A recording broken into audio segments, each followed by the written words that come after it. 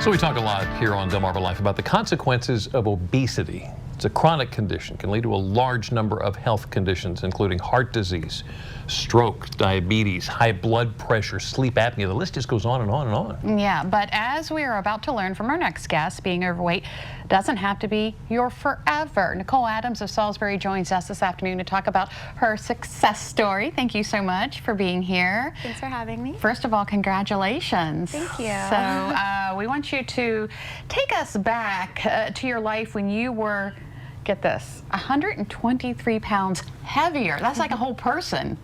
Yep, I was 257 pounds and life just wasn't what I wanted it to be. And I ended up losing my gallbladder to obesity-related illness. And once I started losing organs, I knew I had to make a change. Yeah. Wow, this is you before. And so at what point did you finally decide that enough was enough?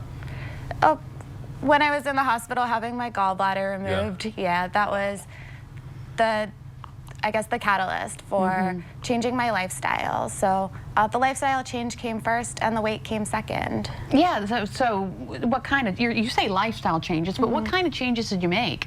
Well, in order to get my gallbladder removed, I had to go on a, I guess, very strict diet immediately. And so I had to cut out all processed food. So once I started losing weight from removing the processed food from my diet, I just kind of kept it up. And so now I eat very limited amounts of processed food, mostly whole, fresh food. And I started running. My first goal was a 5K. So after I ran my first 5K, I kept going to 10K, half marathon, marathon, and I just ran my first ultra marathon. And I understand next year you're doing a 50K? I'm doing a 50K here on the Eastern Shore, the Algonquin 50K race. Really? Yes. Okay, so Oh my goodness. You took out, you say, all the processed food, white flour, things like that. So what's a typical meal for you? A lot of people ask me for recipes a lot, and usually the recipe carrots, just the fewer ingredients you list, the better. Yeah. So I typically eat, eggs for breakfast and fruit, and then for lunch, chicken, fish, vegetables, a little bit of brown rice.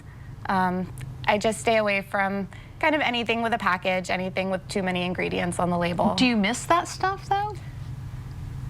I would say that I don't necessarily miss the way that it makes me feel. If I do eat those things, my body will tell me. You can that feel it now. I can feel the difference. If I start not feeling well, I know it's because I haven't had enough fresh fruits and vegetables that day. Wow. And usually that's the remedy for however I feel.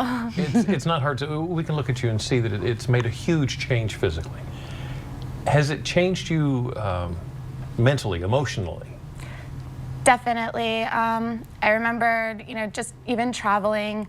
I was on the Great Wall of China and I was 257 pounds and I just couldn't experience a beautiful place the way that I wanted to, and I didn't want to spend my life kind of wheezing up the Great Wall of China. So I took a trip to Dublin for work last year, and it was a completely different experience. I'm experiencing the world in a much different way, and I have more energy and I'm seeing more things. And you're not completely depriving yourself, are you? No, I have a personal rule that all my friends know about, where if I run a half marathon or more, I get to eat a burger.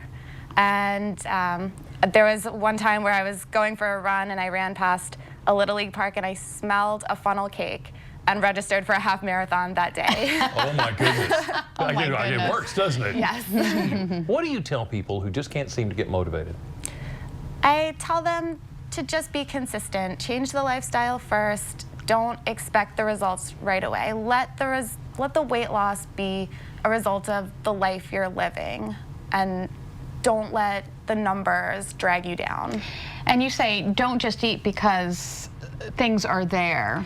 What does that mean? If I want something, I make a plan for it. If there's an office party and there's pizza or something, if pizza's not in my plan that day, I'm not going to eat it. If I really want pizza, I'll make a plan and follow that plan, and not just be an opportunistic eater. Opportunistic eater. I think that's what we are. Right. I think you're right, Nicole. All right, Thank you thank so much you. for sharing your story. Thank you. Wow. All right. Incredible.